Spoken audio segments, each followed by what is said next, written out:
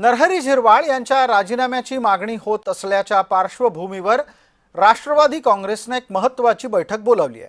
राष्ट्रवादी काँग्रेसच्या सर्वोच्च नेत्या सुनेत्रा अजित पवार यांनी ही बैठक मुंबईतल्या देवगिरी या त्यांच्या शासकीय निवासस्थानी बोलावली आहे। सुनेत्रा पवार यांच्या अध्यक्षतेखाली होणाऱ्या या बैठकीमध्ये आमदारांनी हजर राहावं असं सांगण्यात आलंय, कारण येत्या काही दिवसात हा विषय निकाली काढायचा आहे।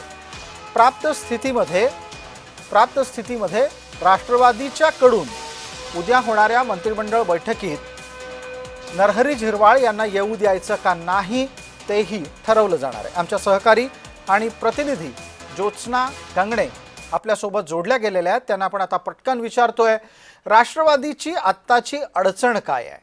एका आदिवासी मंत्र्याला हटवता येईल की आरोपांना सामोरं विरोधकांच्या दबावाखाली जायचं नाही? या दोन्हीपैकी राष्ट्रवादी कोणता मार्ग निवडेल?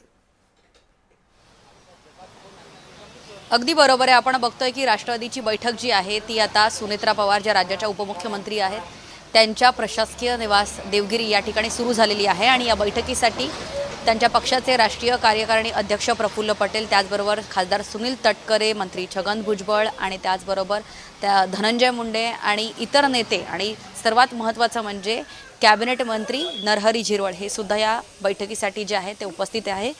दर मंगळवारी ही बैठक जी आहे ती अजित पवार जेव्हा स्वतः उपमुख्यमंत्री होती तेव्हा बोलवायचे, मात्र आता सुनेत्रा पवार यांच्यासमोर सर्वात मोठं चॅलेंज जे त्यांनी मंत्रिपद हातात घेतल्यानंतर जे आहे ते म्हणजे नरहरी झिरवाळ यांच्या खात्यातले जे काही त्यांचा स्टाफ होता त्यांच्या एका स्टाफला रंगे हात जे आहे लाचलुचपत विभागाने लाच घेताना पकडलेला आहे आणि कारवाई जी आहे ती लाचलुचपत विभागाकडून आणि कोर्टाकडून सुरू आहे। अशातच आता उद्या एक मुद्दा इथे असा उपस्थित करावासा वाटतो की नरहरी झिरवाळ यांच्यावरची कारवाई ही पाहायला गेलं तर पक्ष पटकन करूही शकतो आणि बघायला गेलं तर टाळूही शकतो, कारण एका बाजूला नरहरी झिरवाळांचं आदिवासी असणं आहे आणि दुसऱ्या बाजूला विरोधकांचे आरोप आहेत। आत्ताच्या घडीला जो मूळ मुद्दा आहे, पक्षाच्या साठी जर तराजूमध्ये टाकलं तर कोणतं पारडं खाली जातंय, कोणतं पारडं वर जातंय?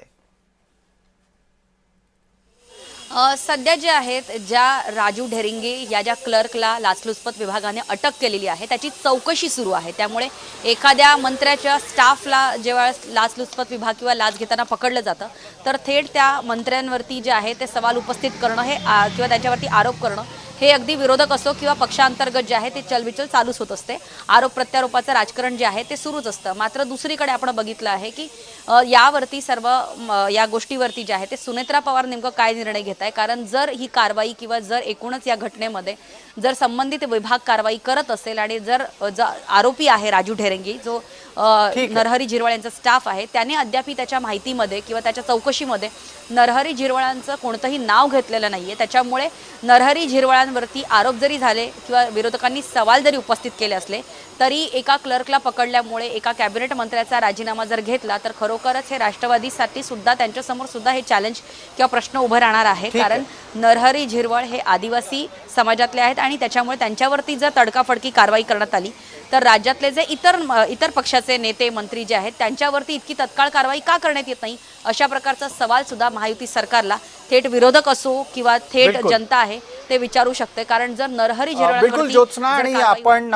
वेळेमर्यादेमध्ये ह्या विषयाला आटोपतं घेतोय त्यासाठीच आपल्याला थांबवतोय, माफ करा त्यासाठी। पण एक गोष्ट इथे प्रेक्षकांना निश्चित लक्षात आणून द्यावी लागेल की विद्यमान सरकारमध्ये जर कुठल्या मंत्र्याचा सर्वप्रथम राजीनामा झाला असेल तर तो राष्ट्रवादीच्याच मंत्र्याचा होता, त्यामुळे राजीनामे काय फक्त राष्ट्रवादीच्याच मंत्र्यांनी द्यायचे का, असा एक महायुतीतला अंतर्गत संघर्ष सुद्धा नेहमीच सुरू आहे।